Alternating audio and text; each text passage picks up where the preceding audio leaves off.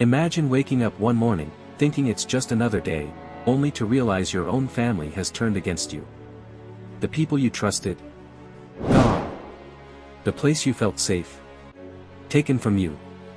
And the ones who betrayed you, are standing over you, deciding your fate. That was Joseph's reality. He was thrown into a pit, left to die. But what his enemies didn't know, was that God had already written a different ending. You see, when people plot against you, God is still in control. And when your enemies come looking for you, thinking they have the final say, God will have already moved you. This is the story of Joseph.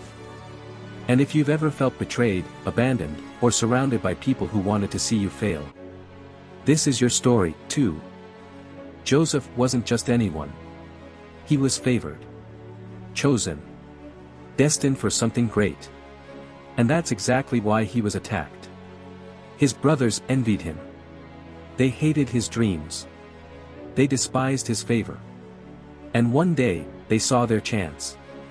Joseph came to check on them, just like his father asked. But instead of welcoming him, they stripped him of his coat, the symbol of his favor, and threw him into a pit. Some wanted to kill him. Others wanted to profit from his pain. But no one wanted to save him. Reuben, the only one who showed any concern, planned to come back and rescue him. But by the time he returned, Joseph was gone. Gone. Reuben tore his clothes in anguish. He had failed. His brother was missing. But what looked like disaster, was actually deliverance. Because Joseph was never meant to stay in that pit. What if Joseph had stayed there? What if the plan to kill him had worked?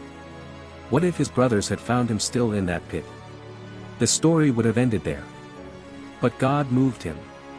Because when you are chosen, when God has a purpose for you, no enemy can keep you down. Not betrayal. Not deception. Not false accusations. Nothing. They thought they controlled Joseph's fate. But God was positioning him for something greater. And what about you? Maybe you feel stuck. Maybe you feel trapped. Maybe people have tried to bury you. But God isn't done with your story. And when your enemies come looking for you, they will find you gone. Have you ever been underestimated? Have you ever been betrayed by someone close to you? Have you ever felt like people were plotting against you? Joseph didn't ask to be in that pit. And you didn't ask for the pain you're going through, either. But here's what you need to understand. That pit is not your end. The thing they thought would destroy you. The thing they thought would keep you down. The thing they thought would end your story. Is the very thing God is using to move you forward. Joseph was sold as a slave. It looked like a defeat.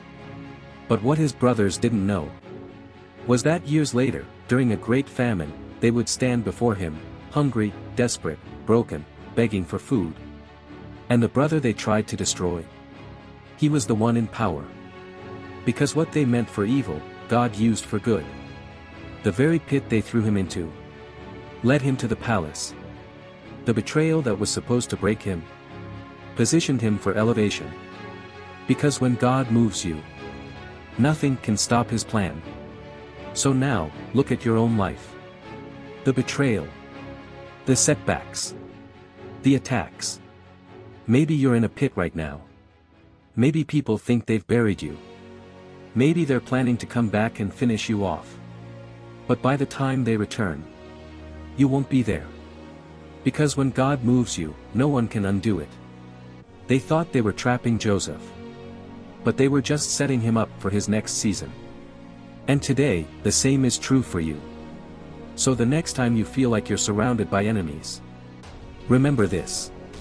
They don't have the final say. God does. And when they come looking for you, they will find you gone. Because when God moves you, no one can stop his plan. Joseph's story wasn't about his brothers. It wasn't about the pit. It wasn't even about Pharaoh.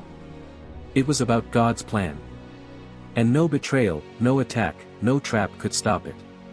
Neither can yours. So stand firm. Stay faithful. And when they come looking for you, God will have already moved you. The consequences of running from responsibility. Genesis 16 verses 1 to 9, Hagar flees from Sarah.